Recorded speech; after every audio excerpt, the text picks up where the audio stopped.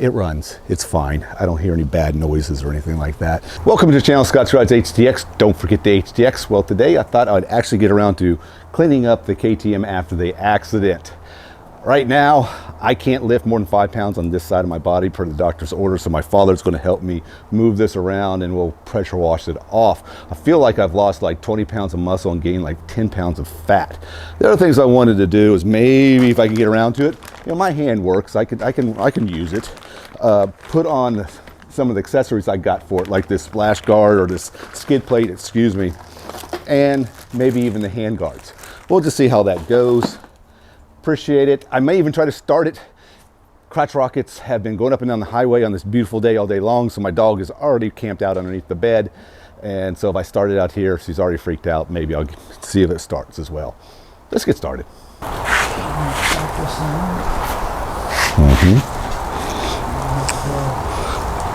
Usually I'll pick up the front end. No, you don't want to pick that front end up. There. Over here, in front of the pressure washer. There.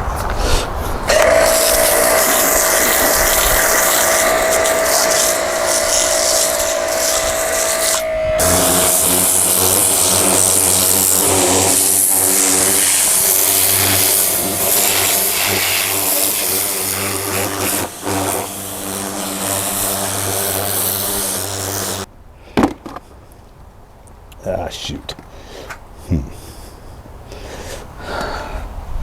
Well,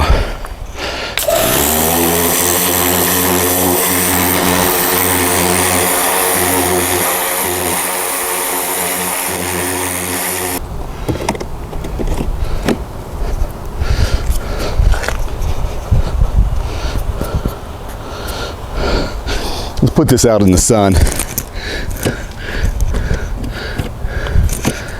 and dry this off first.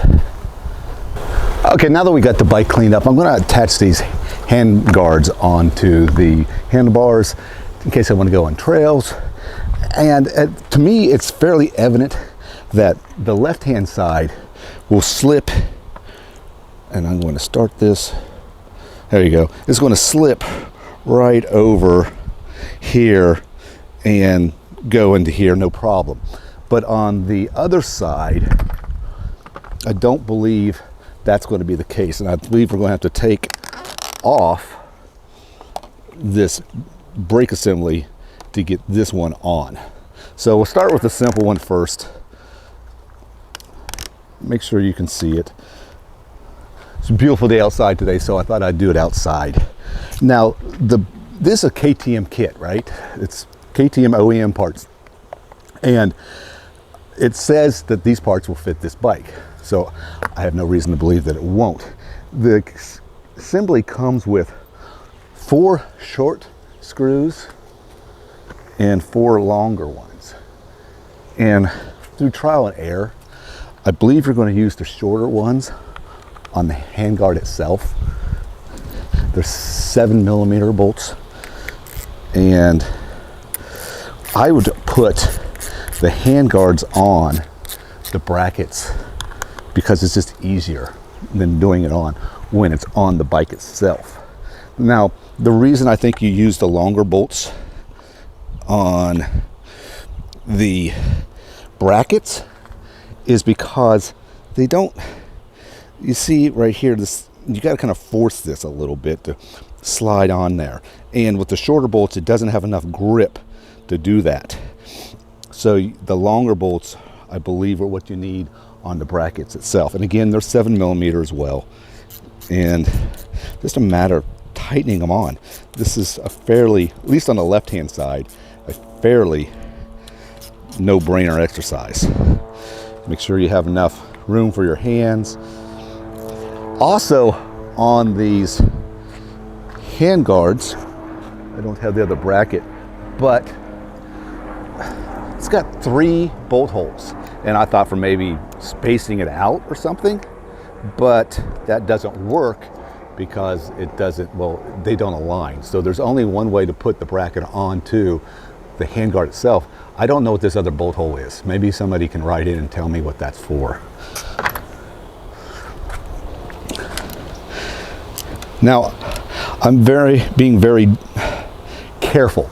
This is plastic. These are self-tapping bolts. There is no threads on the inside of these brackets, either on the handguard or the brackets themselves. So I don't want to strip out. I'm making sure they're very snug. On the other side here, I'm really thinking I'm going to even take off that brake lever. So that looks to be an 8mm bolt. To get these off, yeah, 8mm. And I'll also add, there are instructions for this online. You kind of know me and instructions. Yeah. So if I can't figure it out at first glance, yeah, I'll go look at the instructions. So taking this off doesn't look to be hard. You're just not going to get a socket on here. Not easily. And you're not going to really get a, well, you know, one of those gear wrench type things. It's just a little bit, it seems like it's a little tight. Maybe I can, but once you loosen them up, it's not that big of a deal. They come out. Same on this side. All right, let's set that aside. We'll just move this away for a second. I just need a little bit of space. And again, I'm gonna put the hand guards on first to the brackets. Just easier that way.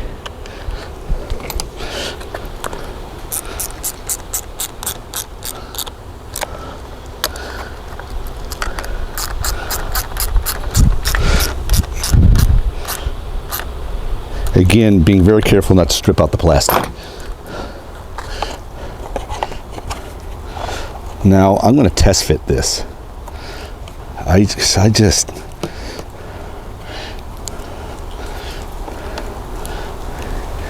well, move this up here, and yeah, it's, as you can see, I'm going to get you at a better angle on this side, and it just fits in here. It looks like you have about 1/4 of an inch, and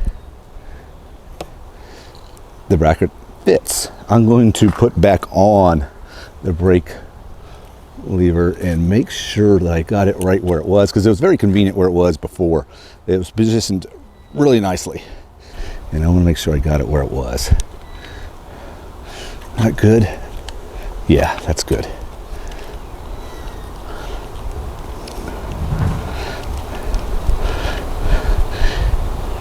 One of the things I noticed about these levers is they have little cutaways on here, probably for if you drop it and it pops off, it doesn't break here, more maybe it breaks here, and then you can at least get it off track or finish the race or whatever you're doing, or get it back to your trailer, that type of thing. I know they did that a lot in street bikes. A lot of my street bikes had that as an option, or you could buy aftermarket levers that would do that. And again, you don't want to strip this out. This kind of looks, I don't know, this is aluminum pot metal, but it's easily stripped just from experience and working in cars. That pot metal, oh, what a chore that stuff is when it breaks. The other bracket would work.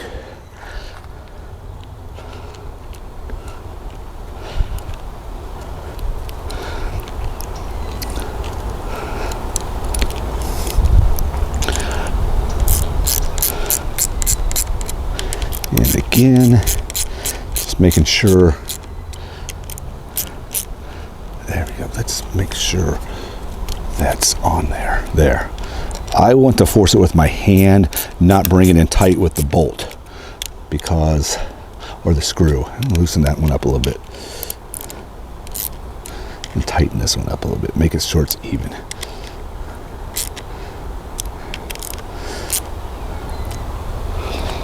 Well, yeah, let's move that up a little bit. Let's adjust that.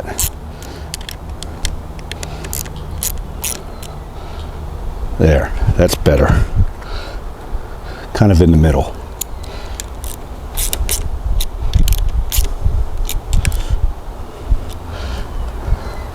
That really was an easy add-on. And it looks pretty good. If you wanted to take them off, you could get a 7mm bolt right here, wrench, take those off, and you can just take them off here. You wouldn't have to go through the trouble of taking off this brake lever again. I wonder how hard it's going to be to get that skid plate on. We'll go to that next. We'll see if I get in this episode. Okay, two things. One is, or maybe multiple things. This is not hard to put on. This is the skid plate with the added accessory of the suspension guard here, and putting that on is very simple. It comes with 2 bolts and little slides that you put them on, and to assemble this. Then the skid plate itself has 4 bolts and a couple other washer slides that go into, and you to this to put it on. There's 2 bolts up front, and then there's 2 bolts you have to take out of the cage itself or the chassis itself, and then put in these little washers and slides. Here's the deal. Busted up collarbone, and I'm not really allowed to be doing much moving around, and it requires me to take my hand probably above my shoulder, which I can't do, or my elbow above my shoulder, which I can't do, and laying on the ground, 9 broken ribs. It's just not going to happen this week. It doesn't look too hard to put in, and I haven't even looked at the instructions, but I thought, you know, I better go out and look at the instructions. And so the second goal, and the second thing I was going to mention, was I went out to, and it says detailed instructions are available to download here, and it gives you some websites. Well, yeah, you go out to one of these websites, and it has a place where you enter in an article number. What the fudge is an article number? I mean, part number I'd understand. Anyway, I can't get the instructions. I don't know how to use the website. So it's Monday. I'm not going to be able to call any motorcycle place or KTM place and find out. So for next episode, that's another thing I want to do. Call them over at the parts department and say, how do I download manuals for these parts numbers? Some of the stuff is very intuitive and doesn't need it, but you may want them, and I understand that. Anyway, that's the deal. I haven't started this since I dropped it. Let's see if it starts.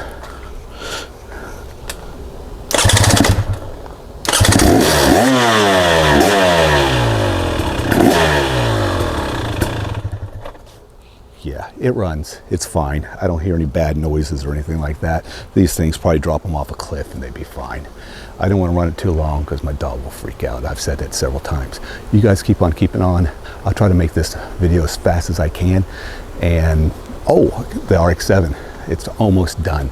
A couple of polishing tips they got to do on it, and I'll get that back and we'll show that on the next episode, or as soon as possible. You guys keep on keeping on. We'll catch you next time.